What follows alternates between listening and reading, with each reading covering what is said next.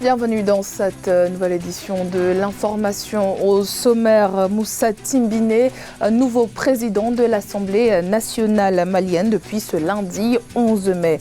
Une consécration pour ce cadre du parti au pouvoir, le Rassemblement pour le Mali. Dans cette course, il était notamment opposé à l'ancien Premier ministre Moussa Mara du parti Yelema. Mamadou Derassouba du RPM s'étant retiré.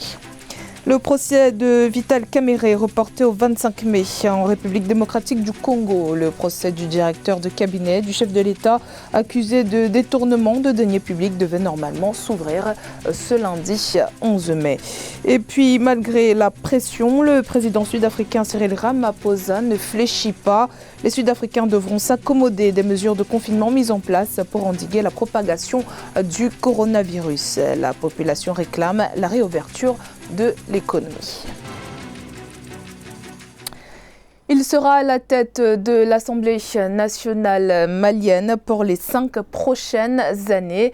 La candidature de Moussa Timbine a été plébiscitée lundi 11 mai par la quasi-totalité des 147 députés lors de la séance plénière extraordinaire convoquée par le président Ibrahim Boubacar Keïta. Moussa Timbine a été élu avec 134 voix contre 8 voix pour l'ancien Premier ministre Moussa Mara. Le nouveau président du Parlement malien est un député du RPM, le parti au pouvoir. Reportage de notre correspondant Mokhtar Bari. L'Assemblée nationale du Mali entame sa 6e législature après les élections législatives du 19 avril 2020. La rentrée parlementaire qui s'est tenue ce lundi 11 mai était l'occasion de mise en place des structures de l'Assemblée, dont la présidence.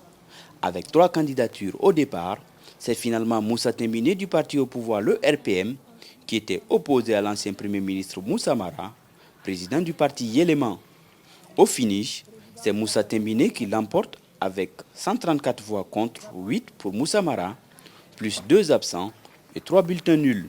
En me choisissant pour présider l'Assemblée nationale, vous optez pour la jeunesse et l'innovation, magnifiant ainsi la salutaire vision du président de la République de donner durant son quinquennat toute sa chance à la jeunesse du Mali. Je mesure la lourde tâche et la noblesse de la mission que j'accepte avec humilité. À 46 ans, le vice-président sortant de l'Assemblée nationale et président de la jeunesse du Rassemblement pour le Mali succède à Isaac Sidibé pour un mandat de 5 ans à la tête du Parlement malien.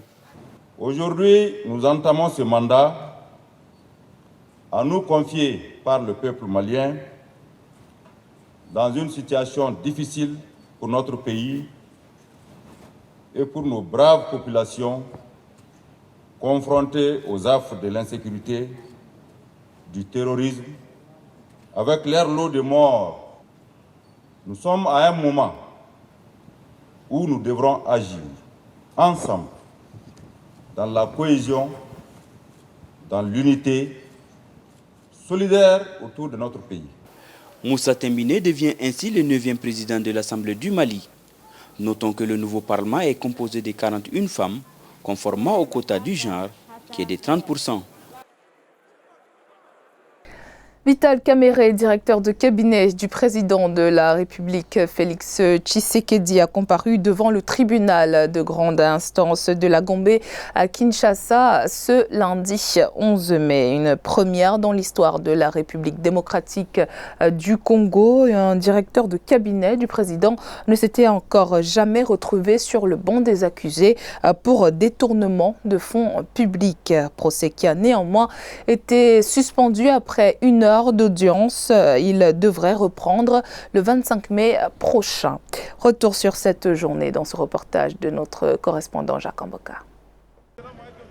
En République démocratique du Congo, Vital Kamerhe, directeur de cabinet du chef de l'État, a comparu ce lundi 11 mai 2020 à Makala, la prison centrale de Kinshasa, accusé de détournement de fonds alloués au programme de 100 jours du président Félix Tshisekedi. C'était un procès sous un important dispositif de sécurité.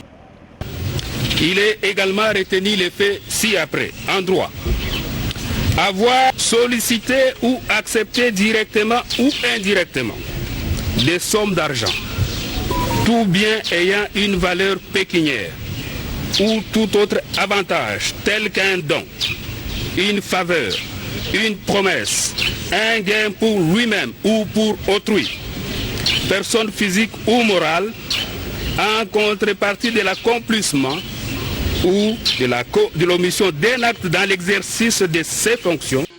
Le procès de celui que les Congolais appellent par ses initiales VK a été retransmis en direct à la télévision nationale congolaise. Un événement suivi avec attention dans l'ensemble du pays. À Goma, les partisans du président de l'UNC qui crient au complot contre leur leader ont manifesté leur mécontentement.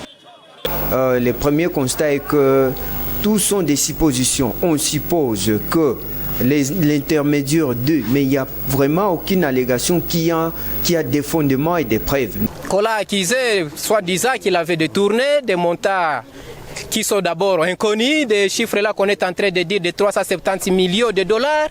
Après, aujourd'hui, nous attendons, c'est maintenant 50 millions de dollars, mais jusque-là, les preuves demeurent inconnues. Vital Kamerhe est jugé avec deux autres accusés, dont Jamal Samit, un homme d'affaires libanais et patron de Samibo Congo, à qui il a été confié le marché des maisons préfabriquées. Le contrat n'a pas été exécuté. Face à la revendication soulevée par la défense de non-accès au dossier de leurs clients, le tribunal a renvoyé au 25 mai 2020 la prochaine audience. L'Afrique du Sud a allégé son confinement, mais la population insiste pour une réouverture de l'économie. Face à la pression populaire, le président Cyril Ramaphosa reste sur sa position et affirme que les Sud-Africains vont devoir vivre avec cette réalité. C'est une déclaration qu'il a faite dans sa lettre hebdomadaire publiée ce lundi 11 mai. Ange Nomenio. Le président sud-africain Cyril Ramaphosa lance un avertissement. Dans une lettre hebdomadaire publiée ce lundi 11 mai, il a fait savoir que les Sud-Africains vont devoir vivre avec la réalité du Covid-19 jusqu'à l'année prochaine ou même plus. Car pour lui, l'augmentation progressive du nombre de personnes qui vont travailler au niveau 4 augmentera inévitablement le nombre d'infections ainsi que les demandes dans le secteur des soins de santé. Si on déconfine de manière moins prudente, on risque de voir une résurrection rapide de la pandémie, une propagation très rapide de cette pandémie qui pourra vous amener à un rétropédalage rapide. Donc, il y a là à être prudent sur la meilleure attitude à prendre pour gérer la pandémie. Au même moment, une forte pression s'abat sur le président sud-africain pour qu'il rouvre l'économie et sauve des emplois. En fin d'année 2019, le pays est entré en récession après plusieurs années de crise économique. L'arrivée du Covid-19 et les mesures de restriction n'ont fait qu'empirer les choses. Je pense que la décision de déconfiner la République sud-africaine peut permettre un minimum de reprise de l'activité économique malgré les risques que cela comporte sur le plan sanitaire. Mais je dois aussi noter de l'autre côté que de ce côté-là sanitaire, justement, l'Afrique du Sud fait quand même preuve de beaucoup d'efforts. Le président Cyril Ramaphosa semble ne pas vouloir céder à la pression.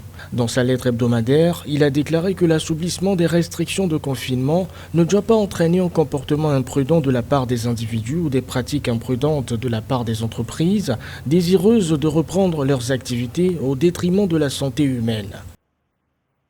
Le ministère des Finances du Rwanda a élaboré un plan de relance économique de 800 milliards de francs rwandais pour sortir le pays de l'ornière. Ce programme économique va s'axer sur des secteurs prioritaires qui ont particulièrement souffert de l'impact de la pandémie de Covid-19. Nathalie Mo. Le confinement partiellement levé au Rwanda place désormais à la stratégie du gouvernement pour la relance économique dans le pays. Un plan de relance économique sur la période mai 2020-décembre 2021 d'une valeur de 800 milliards de francs rwandais a été élaboré par le ministère des Finances. Nous voulons aborder les questions de protection sociale et d'agriculture. Nous devons améliorer la productivité et la sécurité alimentaire. Le plan de relance comprend également un fonds spécial pour servir de fonds de relance aux grandes, moyennes et petites entreprises. La pandémie de Covid-19 pourrait provoquer une perte des recettes fiscales de 556 milliards de francs rwandais sur les 2 prochaines années. Conscient de cette perspective, le gouvernement rwandais souhaite consacrer ses dépenses à des secteurs prioritaires, la consommation, les infrastructures et la création d'emplois notamment. Selon l'Union africaine, il faudrait miser sur la bonne gouvernance pour la réussite des plans de relance économique comme celui du Rwanda à l'échelle du continent. Il y a des pays qui ont essayé différentes initiatives, mais faute du sérieux de la gouvernance, faute de structures et de systèmes bien établis pour la bonne gouvernance, les initiatives de prévention n'ont pas été aussi efficaces. Donc, comme l'Union africaine le mentionne, il est impératif que la bonne gouvernance soit présente dans un pays pour que toutes les initiatives de relance prennent une vitesse de redressement. Au Rwanda, les entreprises sont confrontées à une baisse de la consommation de la clientèle due à l'affaiblissement du pouvoir d'achat ainsi qu'une baisse de la liquidité, des conséquences économiques de la pandémie de Covid-19. Le Soudan, déjà frappé de plein fouet par une crise économique, est également victime de la pandémie de Covid-19.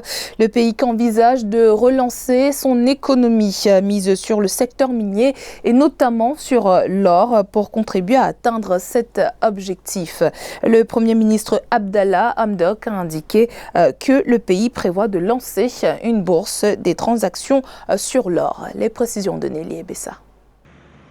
Afin d'assainir le secteur minier aurifère au Soudan, le gouvernement envisage de lancer une bourse des transactions sur l'or. La mesure permettra au pays d'améliorer les entrées de devises et de limiter la contrebande dans le secteur. La disposition contribuera également à aligner les prix du précieux métal sur les standards internationaux.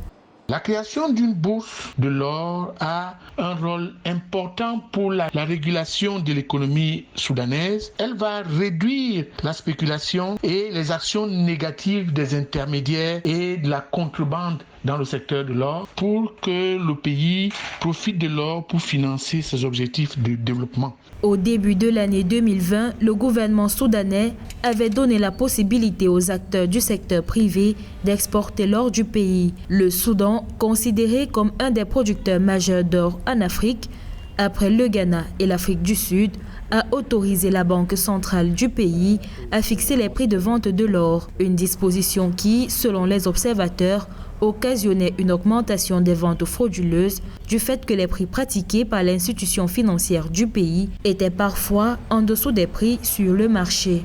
En plus de l'optimisation de la rentabilité de l'or, le Soudan devrait créer une agence de traçabilité de l'or et une agence de péréquation du prix de l'or. Ceci permettrait d'assurer une stabilisation des prix pour une bonne visibilité et une rentabilité à la bourse de l'or pour profiter de façon optimale de la production de l'or. Le Soudan, qui a enregistré une production d'or estimée à 93 tonnes en 2018, traverse une grave crise économique. Depuis l'arrivée des nouvelles autorités au pouvoir, le gouvernement a annoncé de nouvelles mesures pour remettre l'économie sur les rails pendant les 3 années de transition qui conduiront le pays vers des élections générales. À Abidjan, principale ville de Côte d'Ivoire, une partie des habitants connaissent d'importantes difficultés pour avoir accès à l'eau potable. Des quartiers entiers ne sont pas connectés au réseau de la Compagnie nationale de distribution d'eau. Les habitants ont alors recours au système D, à savoir des puits appartenant à des particuliers ou encore à des entreprises privées de distribution d'eau potable. Reportage de notre correspondant Olivier Connor. C'est un spectacle récurrent au quartier Angré-Château, fin de Goudron, dans la commune de Cocody à Abidjan. Tôt le matin ou à la tombée du jour, certaines personnes sont astreintes à la corvée d'eau. Moyennant 25 ou 50 francs CFA, il est possible d'acheter de l'eau au détail dans des fûts ou des bassines. C'est la solution pour pallier l'absence de canalisation et compteur d'eau dans le nouveau quartier d'Abidjan. En fait, quand on nous voit venir puiser de l'eau ici, c'est pas parce qu'on ne peut pas payer la facture de ceux d'ici. C'est parce que la distance ne permet pas où on est dans le trou. Donc on ne peut pas avoir le compteur là-bas. Quand on demande à des gars des SODECI, on dit non, vous n'avez pas de compteur là-bas, donc on ne peut pas tirer à cause d'une seule compteur pour envoyer là-bas. Les ménages aisés dans les quartiers d'Abidjan, la capitale économique de la Côte d'Ivoire, ne sont pas épargnés par les difficultés d'accès à l'eau.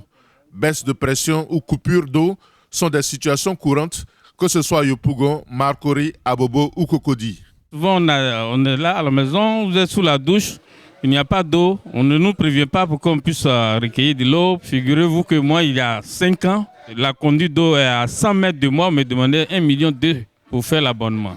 Je n'ai pas pu le faire. En Côte d'Ivoire, le taux d'accès à l'eau est de 82%. Le gouvernement a investi 291 milliards de francs CFA en 2020 pour améliorer l'accès à l'eau des populations. Au total, 1320 milliards de francs CFA seront investis pour atteindre un taux d'accès à l'eau potable de 100% en 2030. C'était le journal de la rédaction. Merci de votre fidélité. Dans un instant, une nouvelle édition de l'actualité sur Africa 24.